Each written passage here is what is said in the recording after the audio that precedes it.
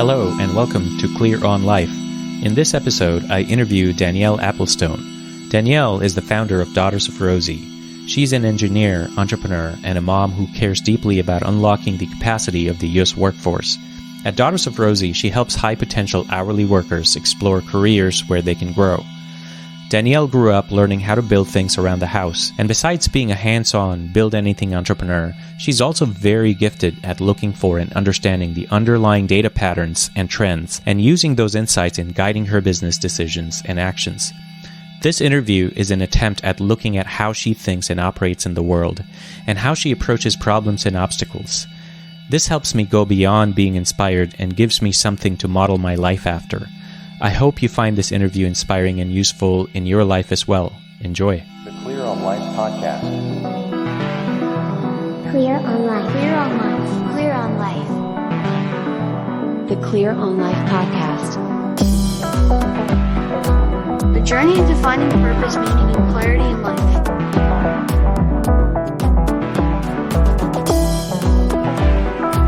Welcome to the Clear on Life podcast. Danielle, welcome to the show. How are you? I'm doing great. Thanks for having me.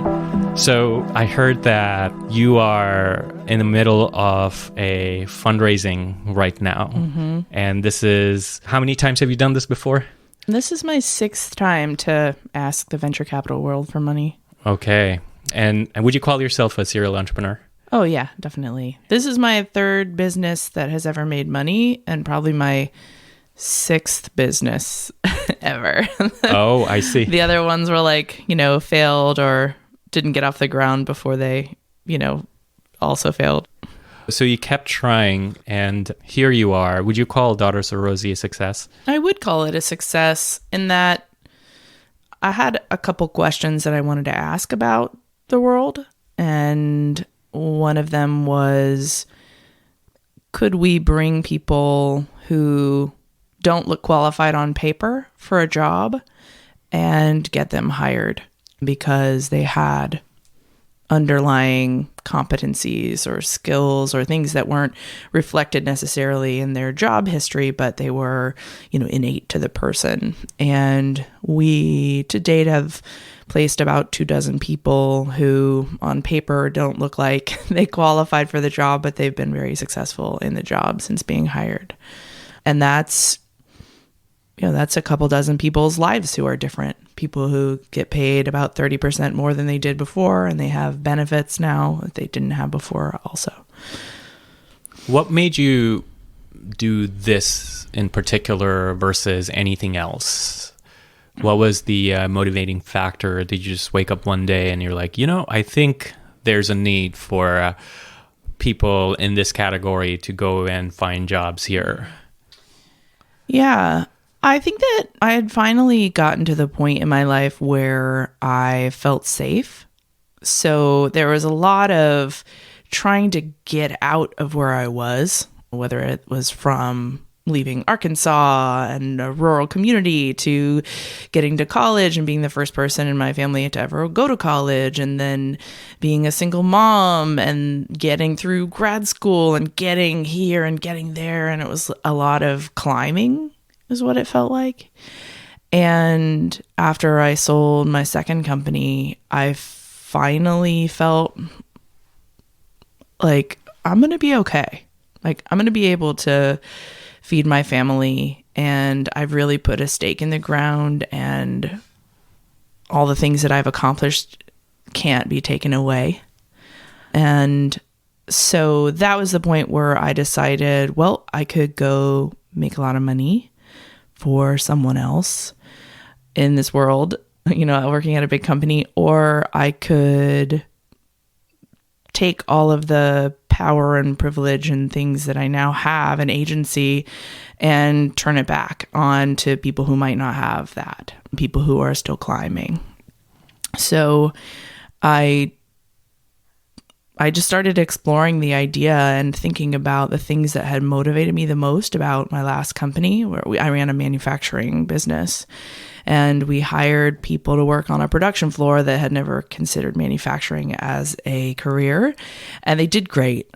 Like, we hired unlikely people and they were fantastic. And to watch how they felt about themselves change, in addition to like the skills they gained, they also gained the ability to value themselves. And that was really powerful to me. Like, I have an engineering background and I love all the tech stuff and robots and whatnot, but I was most inspired by what some skills, technical skills, could do for a person, both in terms of internal shifts and then also being able to get better jobs than they had before. So I thought, if I could do that every day for the rest of my life, that would be really exciting. Like, that would be a satisfying time for me. And it is risky, but I think that I have insights that are valuable, and there's a reason that it hasn't happened yet. There's a reason that there's, not very many women in manufacturing, and there's a reason that there's a pay gap, and a reason why people struggle if they don't finish college. And so I wanted to see if I could have an impact on that. And so how long ago did you start Daughters of Rosie? In terms of thinking about the idea, like the first genesis of the idea was probably about 2 years ago. But officially we started in October of 2018. Ran some pilot programs the summer before that just to see if the idea had any, could hold water. And then raised our first small pre-seed round of funding at the end of last January. So since funding, it's been a year and a couple months.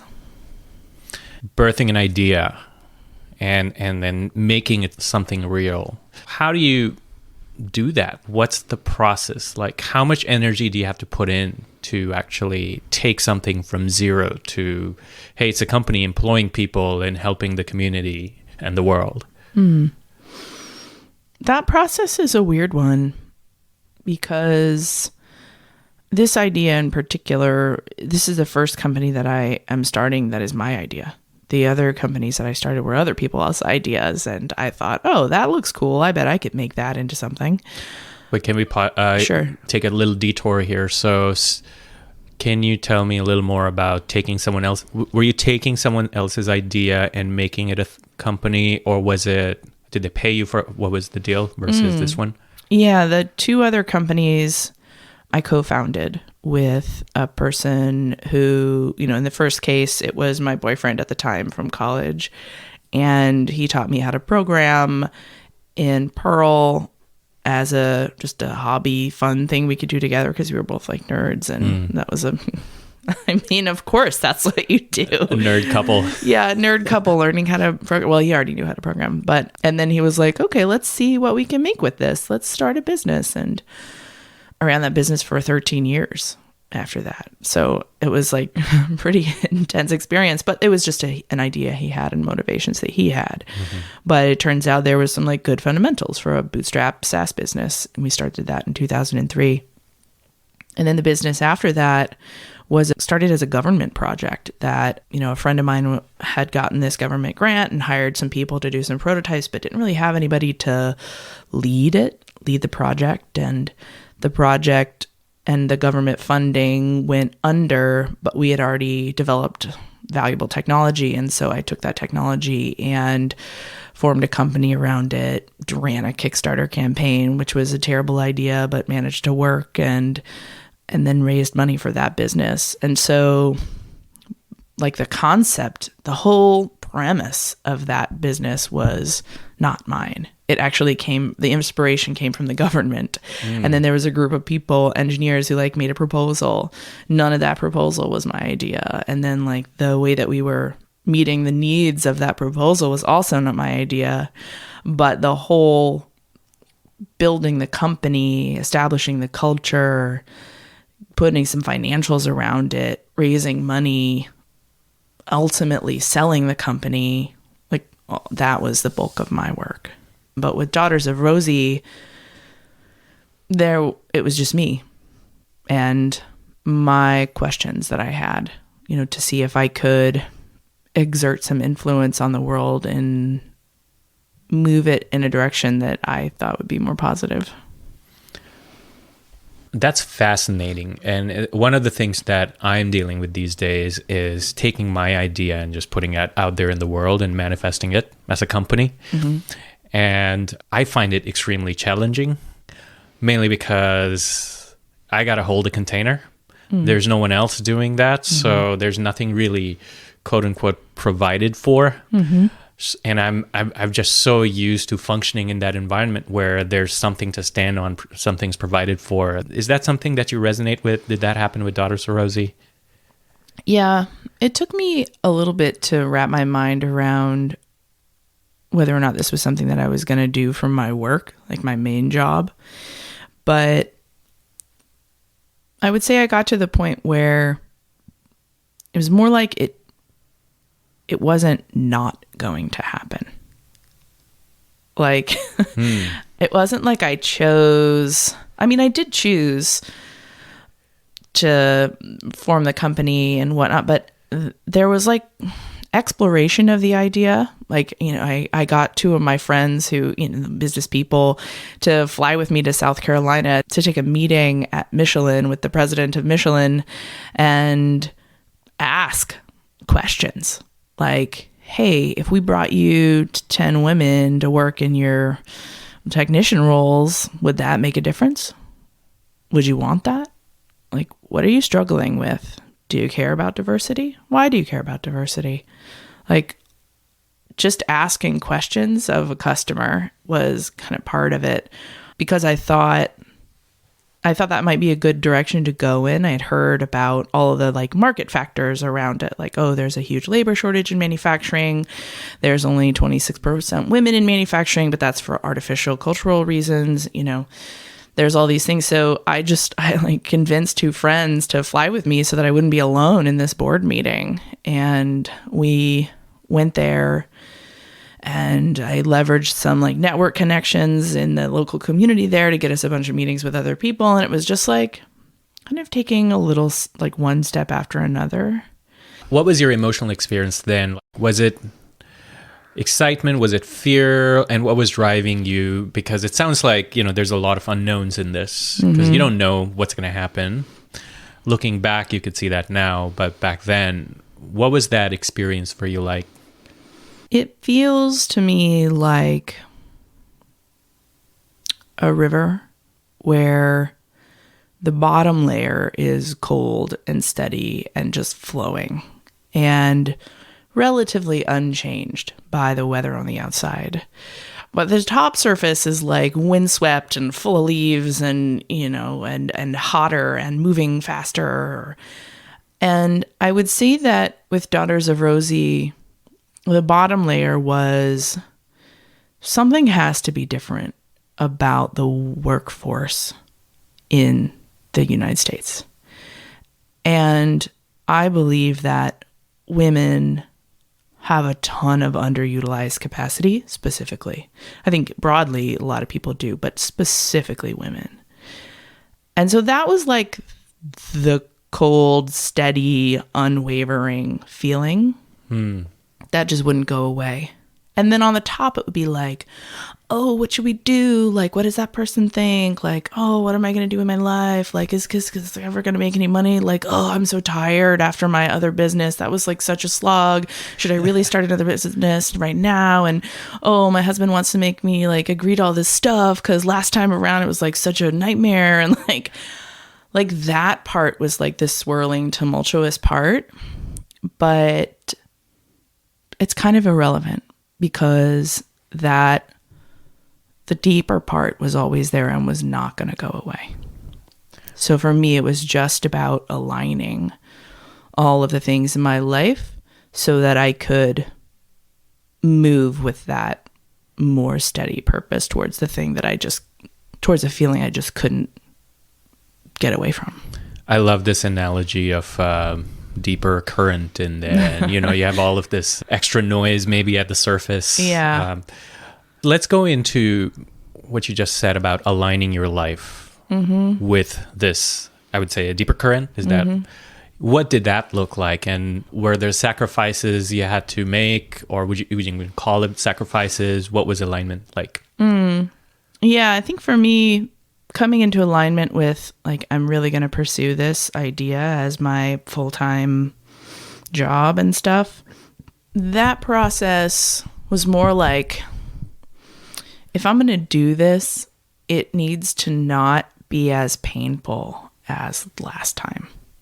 So my last company was a lot of like willing things to happen, like sheer force of stamina of like, I'm going to make this happen. And it was exhausting. And I had like panic attacks and like, I'm just like burned myself to a crisp and gained 50 pounds and was like drinking all the time. And like, did you give yourself pep talks? Like, I'm going to do this.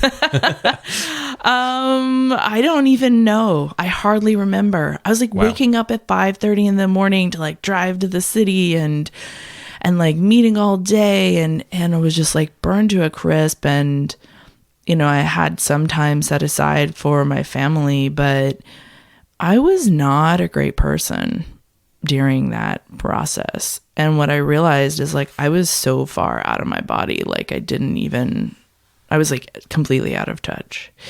And there were sacrifices that I made personally, but also the impact that it had on my family that was significant. And so aligning myself this time around was like actually taking myself and my family into account more and being like, can I do this in a way that honors me and my needs and my family too? And I had to have a conversation with my son, who's now 15, and my husband, and literally like write down rules about how I was going to behave and make agreements. And one of those agreements was, let's give you an example, was like, my husband was like, okay, I want to be able, like, if you've been up for 3 nights in a row, like past 11, and it's like 2 a.m., I want to be able to just like walk up to you and say, it's time for bed. And you have to just, without protest, come to bed. And that's for him and for me. But that was an example of, he was like, if we're going to do this, like you got to take care of yourself. And, you know, and exercising was a thing that I hadn't done, and just really trying to orient my priorities and get practice and feel like, okay, if I'm going to do this company, it's going to be in a way that is healthier for me than last time. And I think I've done a pretty good job. You know, it's roughly like 1.5 years since I placed the first like ad on Facebook to see if anyone would care about what we're doing. And I'm still, I feel like I've done a pretty good job of balancing everything. Got it. That's so fascinating. This idea of using willpower versus just some sort of like a natural undercurrent that just takes you. Oh, yeah. Yeah. Well, one is really hard and the other one just kind of happens and you don't really have a choice. I feel that a lot of people are in that world not realizing. They feel they're motivated, they're working hard, but what they're really doing is just spending themselves down into nothing. Yeah, I described it as like, okay, if I'm going to hold this bowling ball, this like 15-pound bowling ball, I can either extend my arm out all the way and you can hand me that bowling ball and that's where I'll be holding the bowling ball, or I can have my hand by my side and you put the bowling ball in my hand and I'm going to hold the bowling ball there. Like, they're both hard. You're both holding a bowling ball, but one is like a grabbing, like full exertion, so exhausting process. And the other one is like, okay, I pretty much can sustain this for a longer period of time. It's kind of like that. I'm not willing myself to hold this bowling ball out when I don't really need to. Maybe it's our culture, but sometimes people feel unless you're actually sweating and exerting yourself and hurting somehow, you're not really doing work or you're not being productive. And I've had that in my life recently. I realized that this idea of work was just really programmed in my head where unless I was suffering, I wouldn't even call it productive. Yeah, the suffering economy is, is strong. People really believe in it. Yeah. Why do you think that is? Like, what can we do to kind of alleviate on a mass scale? Well, first of all, I think there's a couple different categories of existence. Privileged and not, is one. And so I feel like I am privileged. I have enough privilege to be able to say, I'm going to do this my way. I'm going to not suffer every day of my life at work. I'm just not. And if they fire me or whatever, that happens. But I don't think that everyone has that choice. I think some people really do have to work their asses off every single day. And of course, they can have different relationships with it. But like, if you're working 3 jobs, you're working 3 jobs. It's exhausting. And so I don't know. I don't really know how to reconcile that with my concept of like, people shouldn't have to suffer it. Well, the reality is that like some people do, and that's where they're at. And I think that part of the motivation of Daughters of Rosie is to be like, everybody needs to know their value first. Like, you really have to understand your value in order to walk up to a hiring manager and say, like, this is my value. This is what I'm worth. And then for that employer to not have any choice. If everybody knows their value, that raises the bar. And right now, I think a lot of decisions people make about where they work are based on feeling like they couldn't get anything better. This is the best I can do. And employers profit from feeling like you couldn't get another job. Nobody else would hire you. Right. And so I think that like the first step to being able to like, for our whole society to be able to live in a way where people aren't suffering at work is like for everyone to be valued appropriately. Mm-hmm. But I don't know. That's just like a wild idea. Got it. Like, it's funny how you often don't even get a chance to talk about the deeper motivations behind what you're doing. There's the like, what's the business case? And like, what's your operational strategy? And like, let's work out the financial projections and all that stuff. I'm currently fundraising, and the investors who ask me about me and why I'm doing what I'm doing are the ones I want to work with. But it's fun to have an opportunity to chat about it. A lot of people are stuck at motivation piece. Mm-hmm. They haven't even gone to a place where they can actually create a business or think about it. You know, they're stuck somewhere where they're just questioning their abilities, you know, what their worth is and all of that. And they're just stuck there. And I can see how even your company in some ways is addressing that. I'm particularly interested in your personal insights in that, mainly because I feel that we could learn from that. You know, in general, like, how do you go from questioning yourself, or not even questioning, it's so deeply ingrained that you don't even see a possibility of you going anywhere beyond what your limited life is, to accessing this deeper current of who you really are, and then seeing that all the ruffles and the noise at the top, that's what it is, and you could still go with it. I think that becoming an entrepreneur or doing something, creating something out of nothing, no matter how big or small the idea, it relies on, at least for me, has relied on a series of small experiments in life where I proved to myself that I was capable. So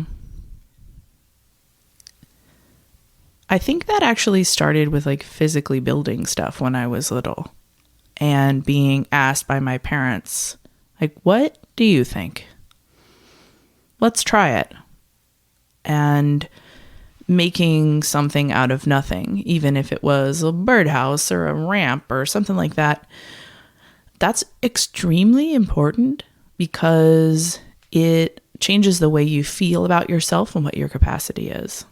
And then but you can get that at any age. Like, you can just say like, I want to knit a sweater, or even something smaller, like I want to paint a painting or whatever. I want to put together an IKEA couch all by myself. Like the things that you haven't done before, do them and see what happens, and like be present for that whole process. And then at the end of it, you kind of like step back and be like, I did that. What else could I do? And I think for me, I was always bent on getting to somewhere else. Like I just had a sense that living in Arkansas was not really my jam. And so I learned how to do stuff. And then I started talking to people and asking them for things. Hey, could you teach me how to weld? Like, I'm going to look up in the yellow pages and find a welding place. I'm just going to call them. And I'm going to see like, hey, I'm this, I want this. Can you help me?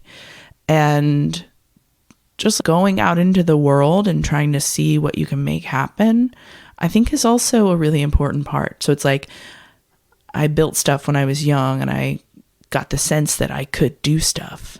And then I also went out there and asked people for things. And it didn't always go great, but that's another key part of it, is like opening yourself up and putting your wants out there into the world and seeing what happens. And I got a lot of experience with that. I remember even in high school, we were doing a science fair project, and my idea was like, I want to grow bacteria, gingivitis bacteria in smoky air, and see if it's really the smoke. That if you smoke, does it make it worse, or is it something else about hygiene, dental hygiene, that makes gingivitis bacteria grow in smokers' mouths or whatever. And I just wanted to see what would happen. That was a really involved process. First of all, I didn't know anything about gingivitis bacteria. It turns out you can't just grow it in the air. It needs anaerobic environment, so without oxygen. And I was like, wait, what? How am I going to put smoky stuff around a bacteria that dies in air? And so then it was like, now I learned one thing, and then I had to learn another thing, and then I had to learn another thing, and I had to like ask a teacher to, I got to the point of making plans, and I had built this whole setup, which was like a box where you could light a cigarette and put it in a tube, and then you put a vacuum on the other side, and it would suck the smoke across a bunch of petri dishes of bacteria. But the vacuum made it too cold for all of the bacteria to grow. And so it was like this constant process of iterating. That was the first thing. And then I was like, oh crap. Okay. So I'm going to try bacteria in general. If like bacteria in general are affected by smoke of a cigarette. And then I'm going to try, and it was just like so many different turns, and I didn't have any money to buy cigarettes. So I actually went to my dentist and I asked him for $150 because I was like, I want to explore the effects of smoke on bacteria growing. And he was like, okay. And I'm like, could I have money? Could you sponsor me for that? And he's like, great. He didn't know I was going to turn around and buy $150 worth of like cigarettes and plexiglass, like with this stuff. So had I not had the experience of like the much smaller things first, I don't know that I would have gotten to that point. But now as an entrepreneur, I feel like it's limitless. I can, through my efforts and using the network and asking for favors and showing up for people and doing a good job and then improving my network more, like I can pretty much get in front of anyone that I want to talk to. I can raise money. And I can analyze business ideas and come up with plans for how to test different hypotheses that I have. I feel like I have the tools, but it starts very small, just by like proving to yourself what you're capable of. So it's been a really like involved journey for me. And how does that play out, that, little steps and little ways in which you're actually reinforcing to yourself, like, okay, I can do this, and then your journey is full of these I did this. And so the narrative has become, I can do this, which is super inspiring.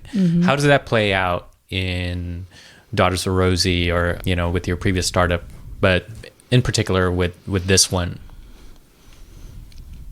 Well, one thing that I think is important is to figure out what's the smallest possible thing I could do to get me on that path.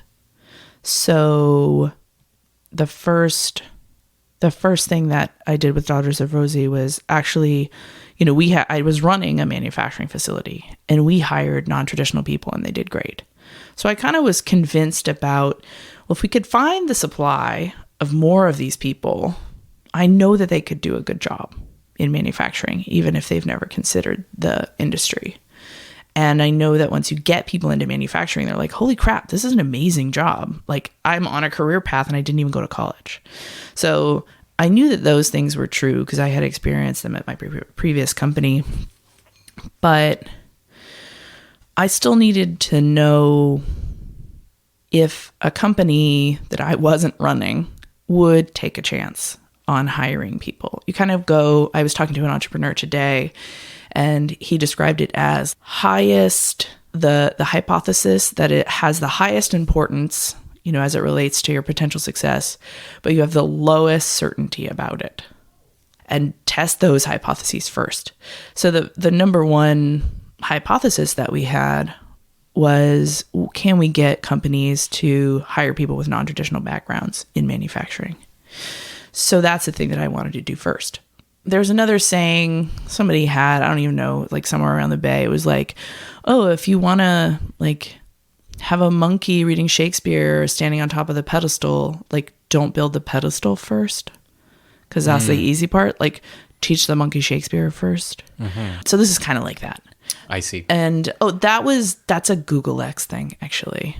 Just want to tribute that. I was accidentally learned that on a tour there. So, but the thing is, it's right. So don't build the pedestal first, do the monkey part. So for us, that part was, can I get another company to hire a person? But I have to get a person first. And then, I have to get a company that says, yeah, if you bring us people that are kind of like this or that, I'll hire them and we'll see how it goes. And so I had a friend who was running a manufacturing facility, and I said, I want to try out this idea. And I think that it could have these big implications for both women in the workforce and manufacturing's, skilled labor gap and everything, and just got him to agree to hire some people for an 8-week program. So he committed, that's part of it, right? Being able to communicate what you're doing and inspire other people. And if you are truly inspired by what you're doing, then you'll be able to inspire other people with it. So spread a little bit of that inspiration onto him. And then I'm like, oh, okay, cool. So how in the world am I going to do this? Well, I'm going to spend $4,000 getting somebody to make a video that just shows a woman in that workplace talking about her life and how transformative that job has been for her. And then I'm going to put that on Facebook, and I'm going to see if I can get people to apply. And we spent $4,000, which is not nothing, but I was able to get 40 people to apply for 4 positions, and 40 relatively qualified people. I didn't spend any money on Facebook ads. I just posted it to my Facebook, and I was like, hey, everybody, share this everywhere. I'm trying to do this thing, see what happens.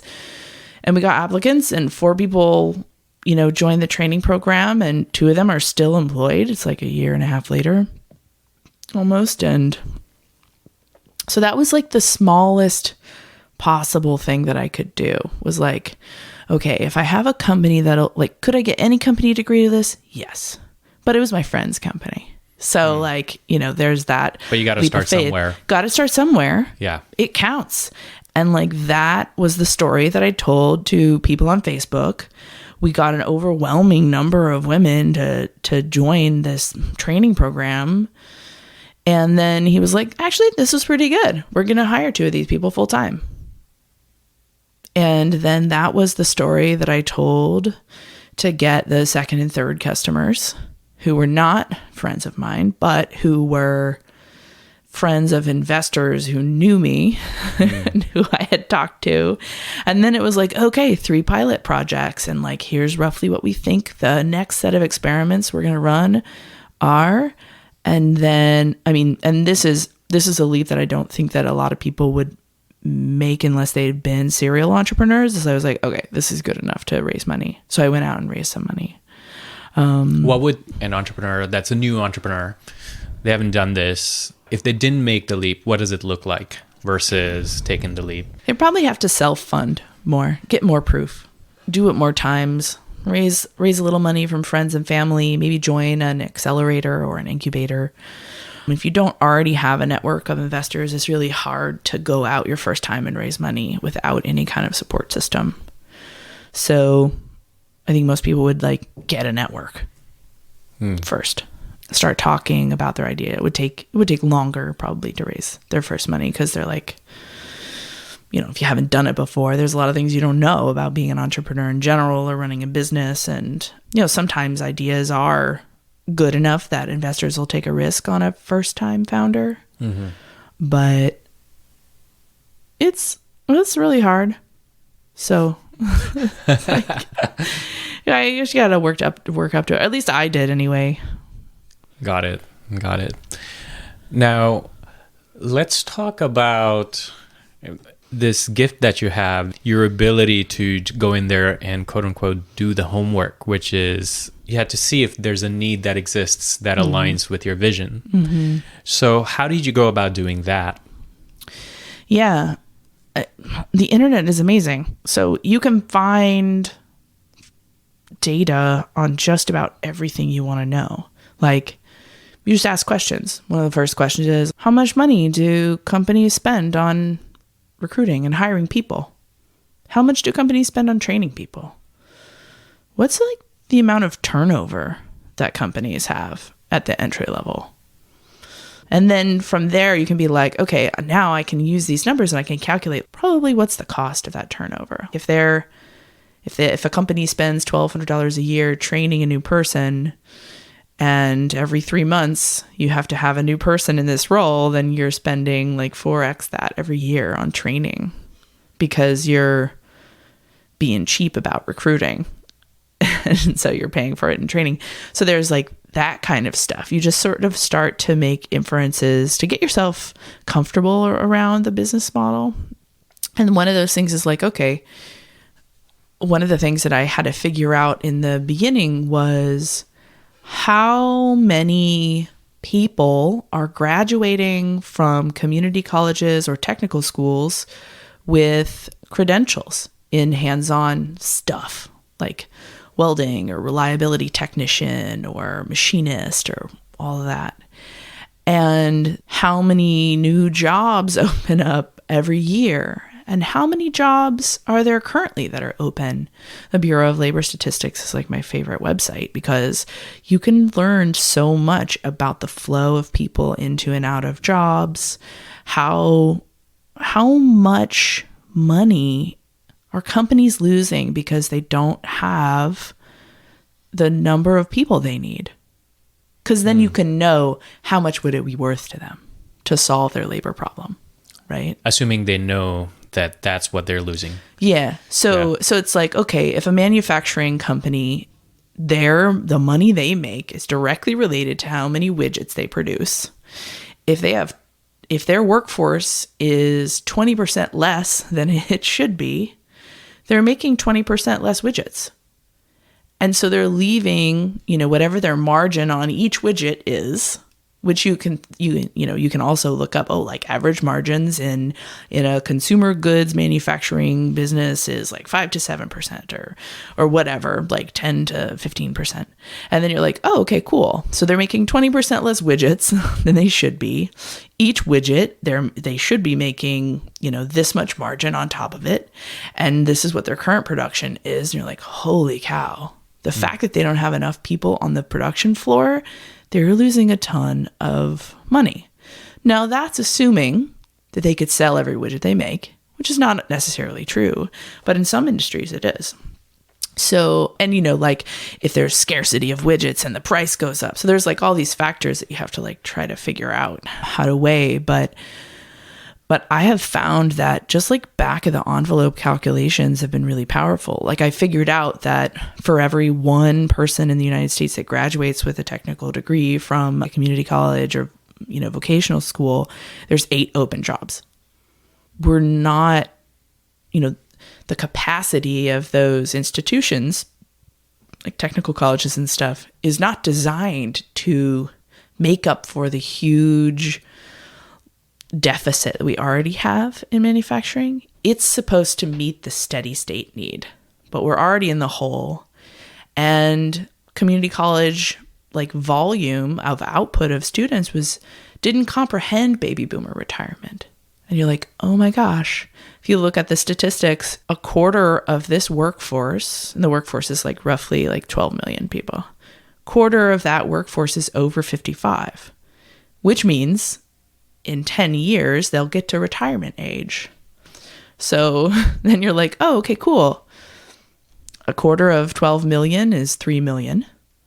Divide that by the 10-year span that it'll take from a person who's 55 to get to 65. Assume a relatively, like general distribution between the ages of people who are already in manufacturing. You're like, that's 300,000 people every year who are retiring.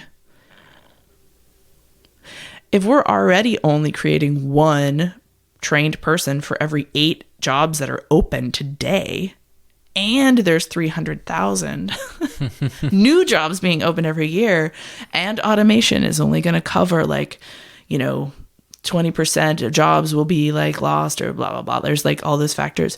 You can get a sense of like, this is a problem that isn't going to go away unless most of US manufacturing gets offshored. And if you don't want that to happen, then we have to fix this labor problem. And so my wager was like, oh, this is a really big problem.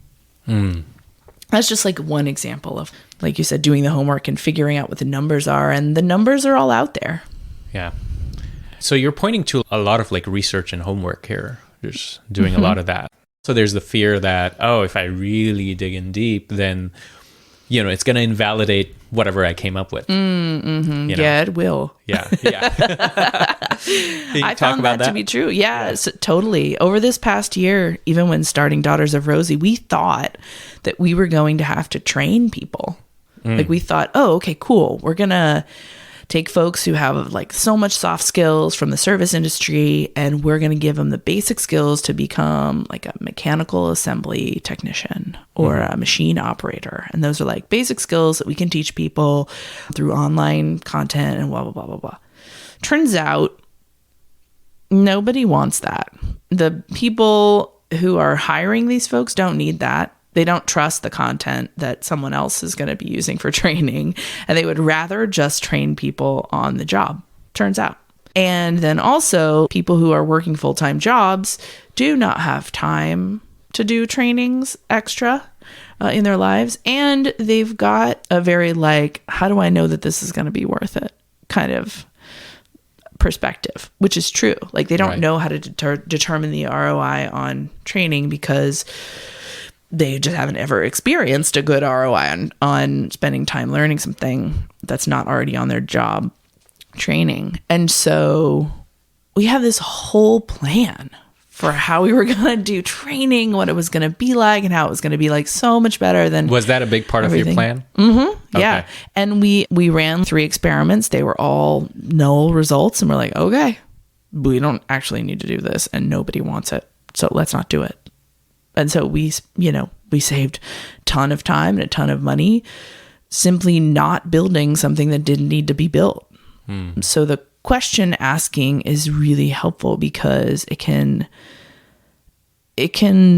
keep you from getting distracted by things that aren't important. Got it. So it is really important, I think, to like know what question are you trying to answer. Here's something I'm building and I'm kind of like really into it, blah, blah, blah. And I've gotten this. And then here's the reason that invalidates a lot of what I was standing for because I didn't know. What was the emotion that went with it for you? For me, it's like, oh, shoot. Okay, well, never mind. I don't know. I'm pretty dispassionate about things now. Mm-hmm. I get more upset about people when specific people disappoint me. Like, we'll have a great relationship with a company and we're serving one of their like manufacturing plants really well. And then another manufacturing plant, same company, same, basic leadership. There'll be like a manufacturing or like a HR manager who's just like so opposed to what we do and like so threatened by our existence.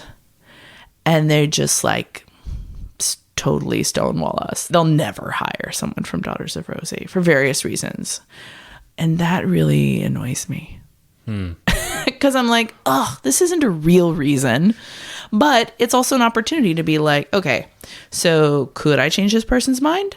How much effort should I put towards exploring that versus like, oh, cut my losses, going on to something else, which is usually the case. Like people change their own minds. You can't really change someone's mind. They have experiences which allow them to see the world in a new way, but that's a slow process and it's like not a venture scale process. So a lot of times I don't spend any time trying to convince people of something. So let's talk a little more about that. You see reality a certain way and you're going about building your enterprise and doing all the things you do. And then you run into people who are just either not on the same page or just don't see the reality that way at all, or maybe you have to deal with something that's not encouraging as far as people. Yeah. Do you encounter a lot of that? And how do you deal with it? I dealt with it a lot more at my previous company because we were selling a product that most people just didn't need. It was kind of too expensive for what they were trying to do, and the market just wasn't that big, and people were like, meh, I kind of like doing things the way I'm doing it. Which was an example of like, that project, that company started from a government project. So we were designing something for a very specific customer, i.e. the government, US government. And then when we tried to turn that into a product and sell it to regular people, they were like, meh, I don't really want it. And that was really sad. I was just like, but you could just like the whole world is possible. Like you could use this as like such an empowering tool. La, la, la. There's not many people needed it. That sounds like a nightmare. You're passionate about something and you really believe in it, and the actual feedback you get from the world, whatever. Yeah, I wish that we had done more. This is like so hindsight. I wish that I had done more asking of people in the beginning and really being critical of, okay, the world needs to convince me to do this. I'm not gonna already be in the yes column. I'm gonna be in the no column. And I'm gonna go out into the world and I'm gonna talk to people enough. And if I get enough yes, I'll move over to the yes column. But basically, like by default, every enterprise is a no until proven otherwise. I see a danger here, especially for people who are, let's say, already just kind of in their shell, not motivated to go out there and do something. Yeah. To use this as a, all right, I'm already all right, Danielle is saying that. Yeah. And, it's just not even worth it. Well, the fact is that it isn't usually worth it. Oh my gosh. Okay, so the other thing that I'm going to say is a quote that I read in a book, which I feel like is true, which is, if you were going to be an entrepreneur, you'd already be doing it. And, but that's not the same. Like entrepreneur is like a very specific thing. It's like starting a business that makes money and like interacts with the society and capitalism in a very specific way. Now that's totally different from, I'm a person who sees my life and sees my network and my influence that I can have. And I want the world around me to be different. And I'm going to do that. I'm going to make it different for myself. And then if that spreads and like turns out other people want the same reality that I want, then that's amazing. I think like entrepreneurism and starting a business and having it be like your livelihood and everything is like such a high bar, and most ideas are not that like category of ideas. But that doesn't mean that you shouldn't go out and try things. Like, I love going out and trying things. I try all kinds of things all the time that aren't like entrepreneurial style ideas. And so, yeah, I guess there's like the like, is this a business? The answer is no until you prove it yes. Is it worth doing? Have fun with it. But don't like, take out a loan to do it. Don't like complicate it with like financial pressures and Don't quit your job. Don't quit your job. Yeah, your job will kind of quit itself. Like if you hit on something and you're like, oh my gosh, like people are throwing money at me to solve this problem for them.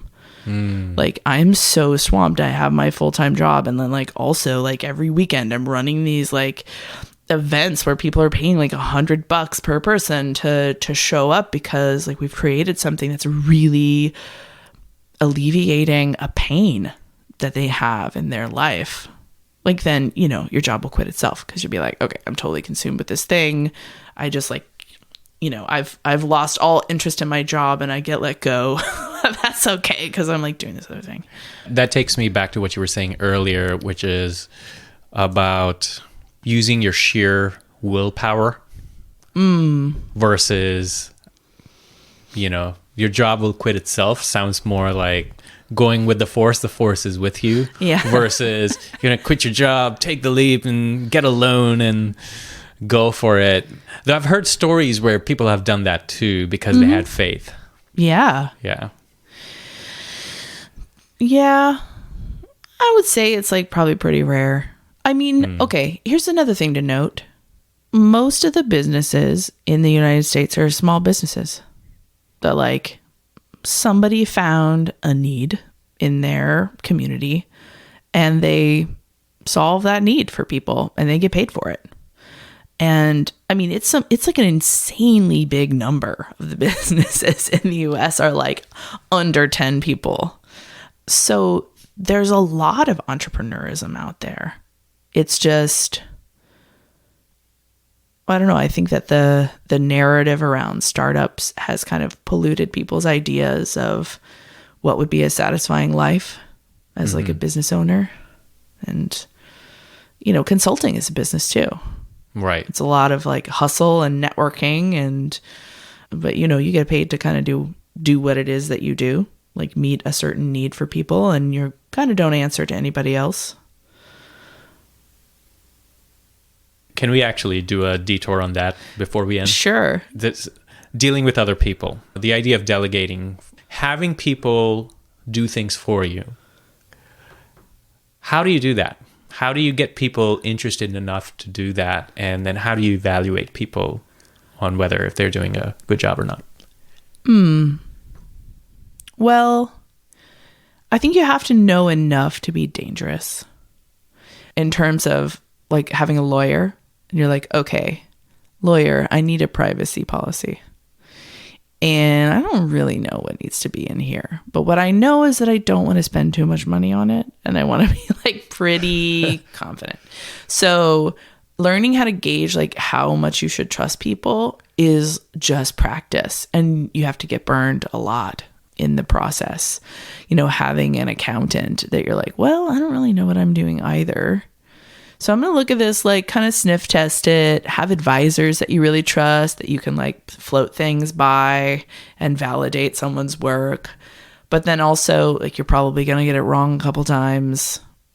And you just learn to be able to sniff that out. But the other part about delegating is that, people really want to do a good job. And one of the ways to help people do a good job is to be really clear about what you want from them. And I struggled with this the first time I ever hired an executive assistant. I just really struggled with asking her there was this one point where I was like, oh, we need to wash the trash cans. And I just couldn't ask her to do it because I was like, you're so amazing. Like, you're so above washing the trash can. Not that like there's an above or below, but I was like, you're so skilled. Yeah. Like you have skills that are far beyond washing this trash can. Right. But also then if I wash the trash can, she's like, do you not think that I could do a good job washing the trash can? I'm like, she's like, that's obviously in my job description. And I was like, oh yeah. Okay. I'd like for you, I'm going to practice. I'm going to write down everything I would like you to do on this Post-it, and I'm just going to hand it to you. And then, we'll go from there. And I did that a couple times. And then finally we were like, okay, we're on the same level here. I can just ask you to do stuff. But it was difficult because I'd been so used to doing things myself. Yeah. I mean, it sounds like you're scaling beyond yourself in some ways and learning how to scale beyond yourself. So even if you could do something, doesn't mean you should be doing that. Usually it means you shouldn't. Yeah. You should do the things that only you can do. Right. In the ideal world, if you're doing a quote unquote business, you're only doing the things you think you can do, like the only person who can do this. And it's probably tending to your dream and holding the vision. I mean, no one else has that. You started that. And if you had unlimited funds, all the other people will be doing all the other things. Yeah.